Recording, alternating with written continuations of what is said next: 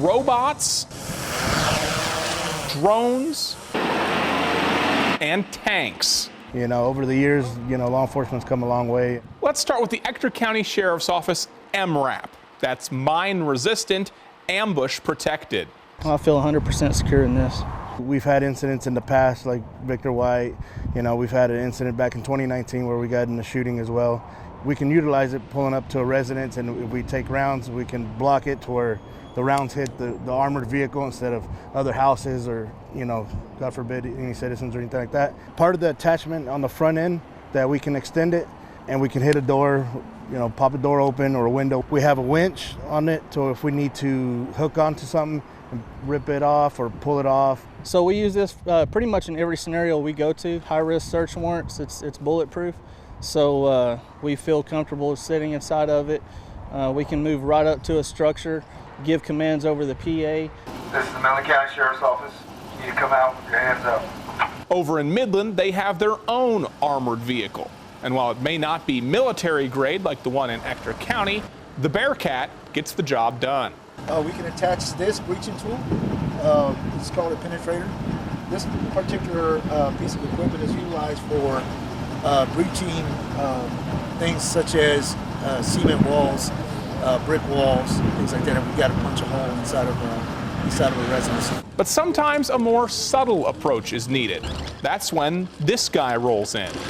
His name is Wally. Night vision, infrared, a pan here off a 12-gauge blank shotgun with water.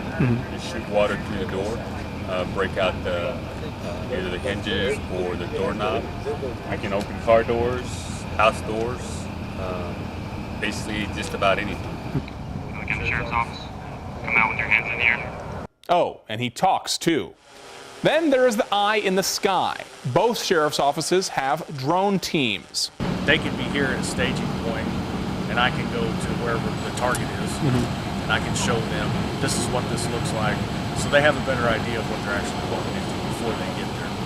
We actually have a smaller drone that we can put inside of a house or a building or any type of structure before you have to put any actual cops inside. We can fly a drone inside, see what's inside, get a better idea, just to help things safer for the guys that end up having to actually go inside.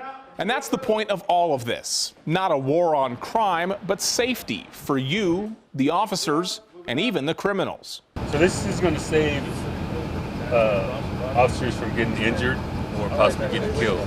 As the commander, I'm looking at the liability standpoint as well as keeping my guys safe and keeping anybody else safe that's inside of that structure. My mindset's more on getting to that location and either serving that search warrant safely and getting us in and out, and everybody that's there safe as well, including the individual we're going for. It's a great tool to have, especially to be able to do our job safely and correctly for the citizens of Odessa and Ector County.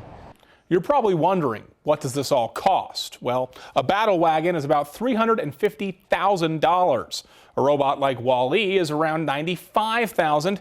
And these drones cost $10,000 to $15,000 a piece, depending on what bells and whistles you get. And yes, some of that is coming from your tax dollars, but they also receive donations and get money from other funding programs.